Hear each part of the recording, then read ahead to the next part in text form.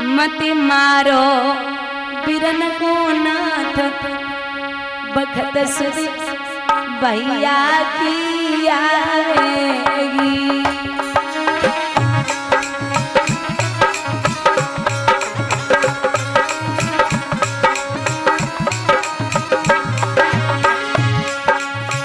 एक सुधी आवे सावन महीना एक सुधी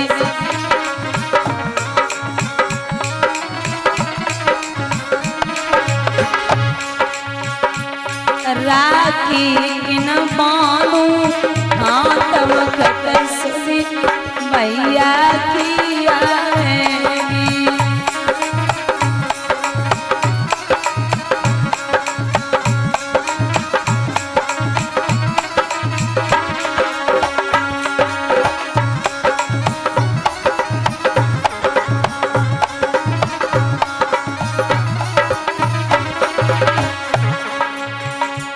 सुधी आवे मंडप नीचे एक सुधी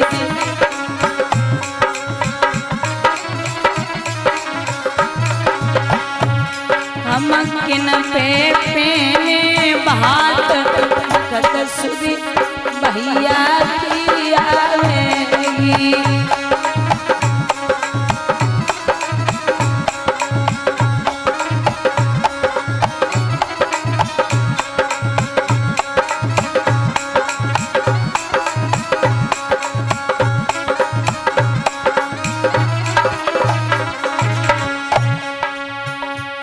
मति मारो बिरन को नाथ भगत सुधी भैया की आवेगी।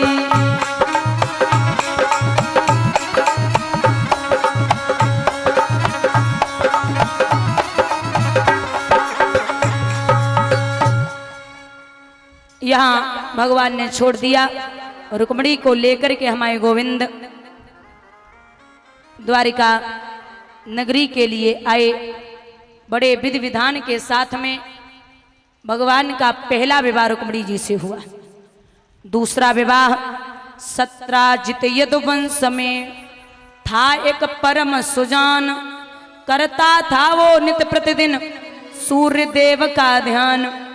एक सत्राजित नाम का यदुवंशी जिसने सूर्य देव का ध्यान करके सुंदर सी मणि को पाया था, रोज 8 भार सोना देती थी। कुछ लोगों की आदत होती है जब कुछ ज्यादा पहन लेंगे तो दिखाने की। तो अब मणि है लेकिन भगवान ने तो ना देखी मणि कि सत्राजित के पास मणि है। सत्राजित एक दिन भगवान की सभा के लिए पहुंचा। लंका इतनी बड़ी सोने की बात, तुम सोनो दिखावे को जाओ थोड़ो सो तो कैसो फर्क पड़ेगा है। अब महाराज भगवान को मणि दिखावे के लिए पहुंचो, चमकदार मणि। यादवों ने देखा, यादव बोले लगता है चंद्रमा आ रहे। दूसरा बोला नहीं भैया लगता सूर्य भगवान आ रहे। तीसरा बोला नहीं भैया कोई मणि है। तब तक सत्राजित प्रवेश हो गया और जैसे ही प्रवेश भाव इतनी चमकदार मणि थी। बुजुर्गों याद रखना, भगवान ने उस मणि को देख के जरा सा मुस्कुरा दिया। भगवान की मुस्कुराहट ने मणि को जुगनू बना दिया। भगवान की मुस्कुराहट ने मणि को जुगनू बना दिया। मणि माले में नहीं पड़ रही, कहाँ है? अब यादव आपस में बातें कर रहे, भैया ये मणि अगर भगवान को मिल जाए तो बहुत अच्छा होगा। दूसरो यादव बोलो कि मिल क्या जाए, ये क्या कर लेगा, ले लो। तीसरो बोलो कि भैया मोर नाचो, कहाँ नाचो, जंगल में। काऊ ने ना देखो, अपनी छत पे नाचो, सबने देखो। अगर ये मणि भगवान को मिल जाए तो बहुत बढ़िया होगा।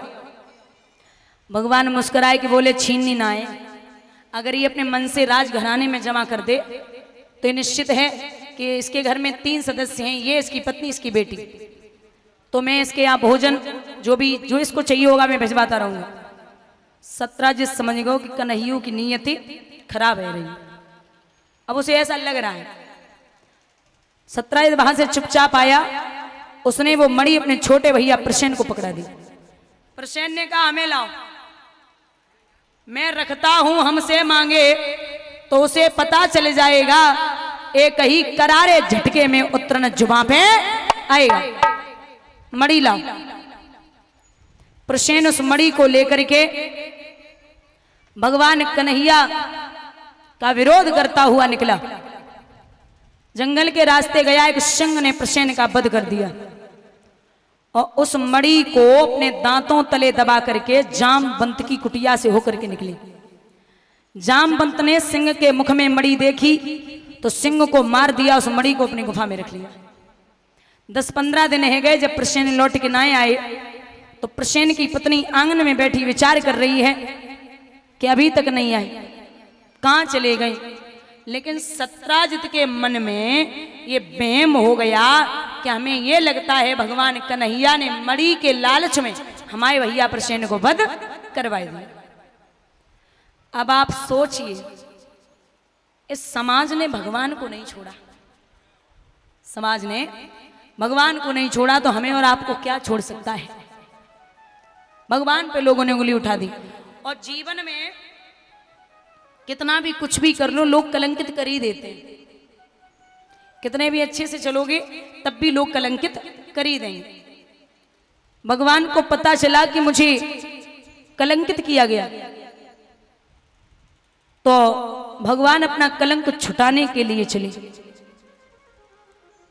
क्या देखा, घोड़ा मरा पड़ा, प्रसेन मरा पड़ा, सिंह मरा पड़ा। जामवंत की कुटिया के सामने पहुंचे, जवानों से कहा कि मैं अंदर जा रहा हूं और अगर 27 दिन तक बाहर ना आए तो सोच लेना कि मेरे प्रभु अब नहीं आएंगे।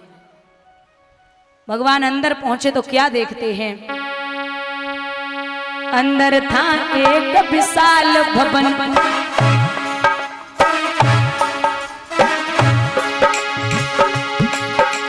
अंदर था एक विशाल भवन जिसमें भी ललना पड़ी वही, उस ललना के ही पलने में वो सुंदर मणि थी पड़ी वही।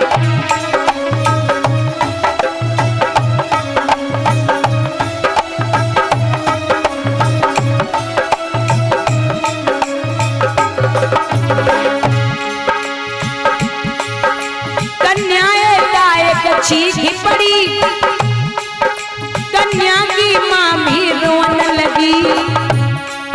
अब जामवंत और केशव में कछुआता पाई होने लगी।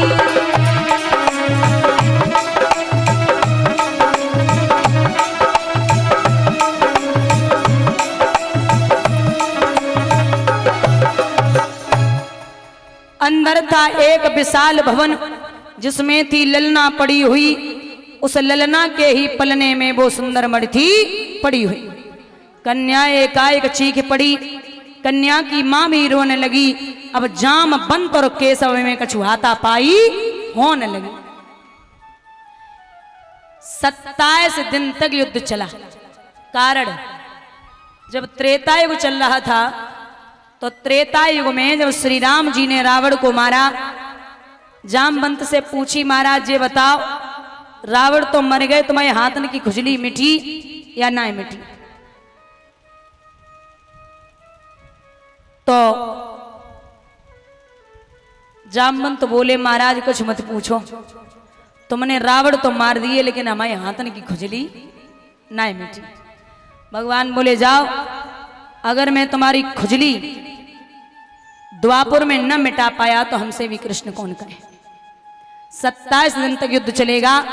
28वें दिन जब घुटने जमीन पे आ जाए तो समझ लेना कि मेरे प्रभु ने अवतार ले लिया। जामवंत बोले अब का हड्डी को सुरमा बनाओगे, अब छोड़ दो, हमें पता है कि तुम आए गए। ले महाराज मणि ले जाओ, मणि वाली ले जाओ। मणि दी, अपनी बिटिया जामवंती को दिया। मणि भगवान ने सत्राजित को दी, जामवंती से भगवान ने दूसरा विवाह किया। सत्राजित शर्म की वजह से घर से बाहर नहीं निकल रहा है। कुछ दिन बाद भगवान को मणि देने लगा और अपनी बिटिया सत्यभामा की शादी भगवान के साथ में की। भगवान ने कहा माफ करना, मणि अपने पास रखिए, मैं बेटी को ले जाऊंगा। मणि वापस दी। सत्यभामा को लेके गोविंद आए।